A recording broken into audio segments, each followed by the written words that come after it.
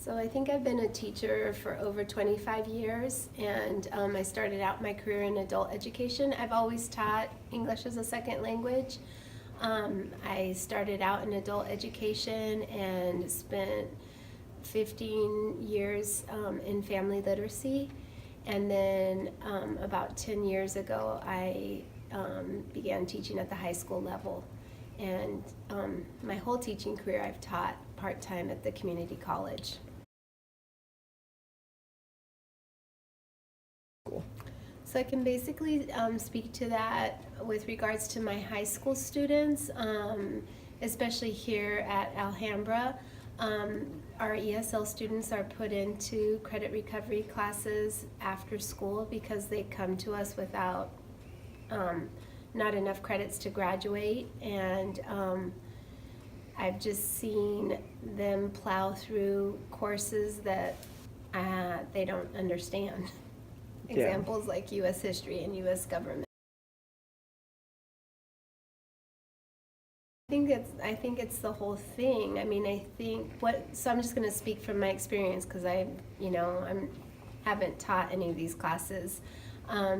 These students are given modules and they have to read pretty intense articles that are at a lexile level way beyond them, and then answer questions. So in my experience, I've seen kids basically read the question and then look for the answer on Google. Like the kids who are more astute have learned how to do that.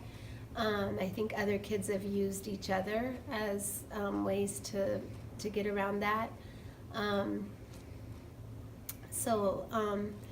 most of them are just straight up honest. If you ask them, oh, did you learn anything about U.S. history?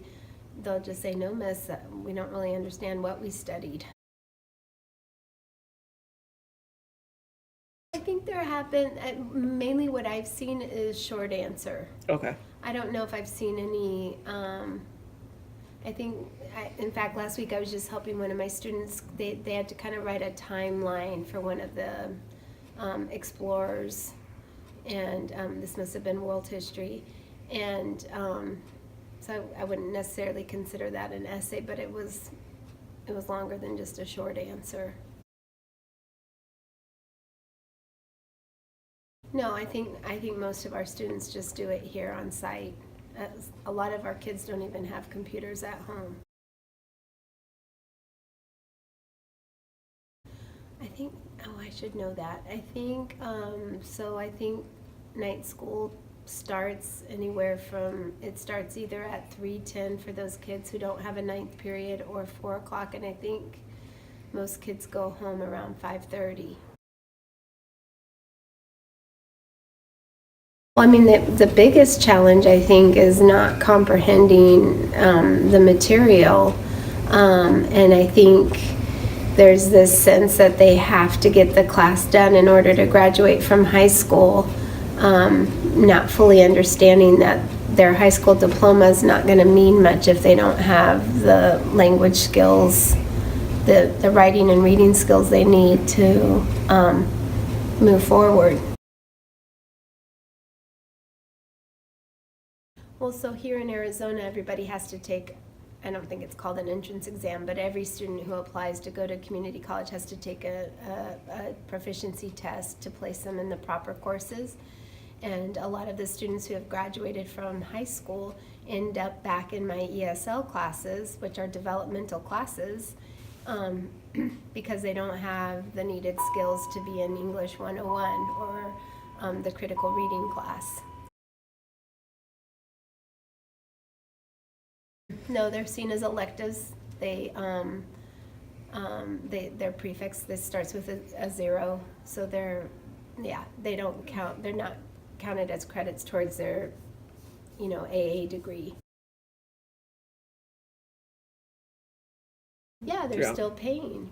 Yeah, correct, because they're working on the skills. They're working on the skills that they need for English 101 or the classes that do count towards the degree.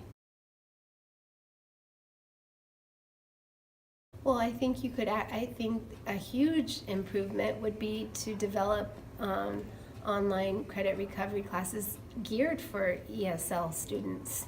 I think that would be huge, because I think what's most important is that the students learn the content, and there's definitely a way you can improve that, like providing visuals.